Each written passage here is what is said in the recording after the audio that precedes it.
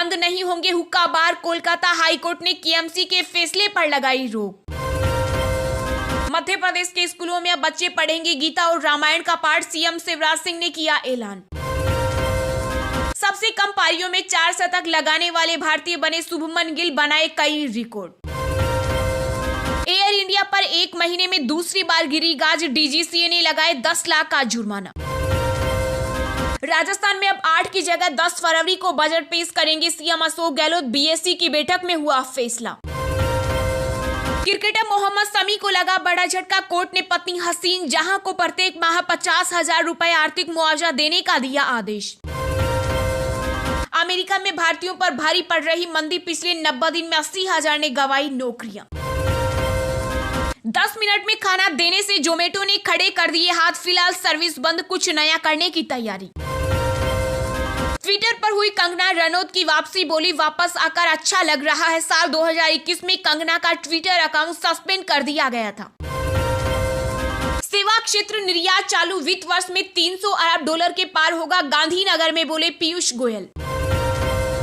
सरकार ने लॉन्च किया यूवेन प्लेटफॉर्म, गर्भवती महिलाओं और बच्चों का टीकाकरण कराना होगा आसान। महिला को गर्भ रखना है या नहीं, इसका फैसला केवल वह ही कर सकती है, मेडिकल बोर्ड नहीं, बॉम्बे हाईकोर्ट। दिग्विजय सिंह के बयान से कांग्रेस असहमत, राहुल गांधी बोले सेना के शौर्य पर कोई सवाल नहीं किया जा सकता। हरियाणा, राजस्थान, बिहार सहित कई शहरों में बढ़े पेट्रोल डीजल के दाम, जानिए आपके शहर में क्या है ताजा भाव। सरदा मर्डर केस में दिल्ली पुलिस ने आफ्ताब के खिलाफ दाखिल की चार्जशीट, 6,500 से ज्यादा पन्नों में बयां की कत्ल की दास्तां। हैदराबाद यूनिवर्सिटी में पीएम मोदी पर बनी बीबीसी डॉक्यूमेंट्री की हुई स्क्रीनिंग, जेएनयू में रद्द हुआ कार्यक्रम। कॉलेजियम विवाद के बीच केंद्रीय कानून मंत्री किरेन रिजिजू का बड़ा बयान, कहा जजों को जनता की जांच का सामना नहीं करना पड़ता। बंगाल में 1 करोड़ के सोने के 19 बिस्किट जब्त, बीएसएफ जवानों पर तस्कर ने की हमले की कोशिश। सर्जिकल स्ट्राइक वाले बयान के बाद बदले कांग्रेस नेता दिग्विजय सिंह के सुर, कहा सुरक्षा बलों के लिए मेरे मन में बहुत सम्मान। कश्मीरी फेरन पहन एक्ट्रेस और नेता उर्मिला ने ज्वाइन की कांग्रेस की भारत जोड़ो यात्रा, राहुल गांधी के साथ अभिनेत्री की तस्वीरें हुई वायरल। दिल्ली एनसीआर में महसूस किए गए भूकंप के तेज झटके, कुछ देर तक हिलती रही धरती, रिक्टर स्केल पर 5.8 मापी गई तीव्रता। पंजाब में पुलिस विभाग में बना इतिहास, 2 महिला आईपीएस अधिकारी पहली बार बनी पुलिस महानिदेशक। जैकलिन से जलती थी नोरा, घर खरीदने के लिए ली थी बड़ी रकम, महाटक सुकेश चंद्रशेखर ने एक्ट्रेस पर लगाए आरोप। चलिए अब जानते हैं जो आम आदमी के काम की और फायदेमंद खबरें हैं उनको विस्तार से, पर इससे पहले अभी तक आपने इस वीडियो को लाइक नहीं किया तो लाइक कर दीजिए।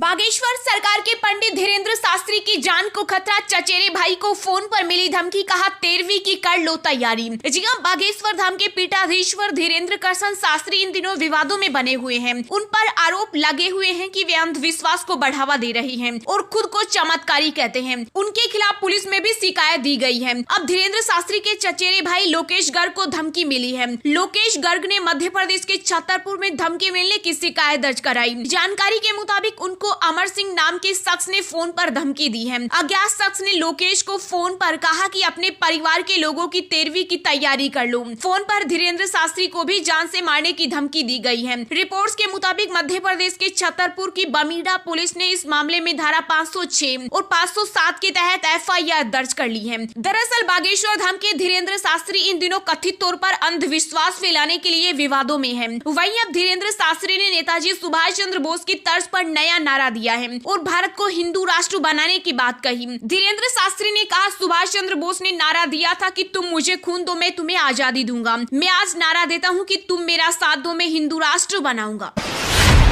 बीजेपी के राष्ट्रीय अध्यक्ष जेपी नड्डा ने पार्टी नेताओं को दी नसीहत, कहा ज्यादा हवा में मत उड़ो, एमएलए नहीं पहले नेता बनकर पार्टी का काम करो। जी हां, बीजेपी के राष्ट्रीय अध्यक्ष जेपी नड्डा ने जयपुर में प्रदेश कार्य समिति की बैठक को संबोधित किया। नड्डा ने बैठक में बीजेपी के नेताओं से 2 टूक कहा कि ज्यादा हवा में न उड़ो, विधायक नहीं नेता बनने के लिए पार्टी का काम करो। उन्होंने कहा मन में महत्वाकांक्षा मत रखो, चुनावी साल में प्रदेश की कांग्रेस सरकार को उखाड़ना है तो एकजुट होकर सरकार के खिलाफ सड़कों पर उतरकर अब लड़ना होगा। इसके साथ ही बीजेपी अध्यक्ष जेपी नड्डा ने पार्टी नेताओं से कहा कि अब वक्त आ गया है, डोर टू डोर लोगों से जनसंपर्क करो। बीजेपी अध्यक्ष जेपी नड्डा ने पार्टी नेताओं से कहा कि जब लोगों से बातचीत करो तो 60% उनकी बात को सुनो, 40% बोलो, इससे लोगों के मन में आपके लिए एक अच्छा विचार बनेगा। बीजेपी अध्यक्ष ने राजस्थान बीजेपी के नेताओं को एकजुटता का मंत्र दिया। उन्होंने कहा कि सभी नेताओं को एकजुट होकर लड़ना होगा, तब जाकर पार्टी की ताकत बढ़ेगी।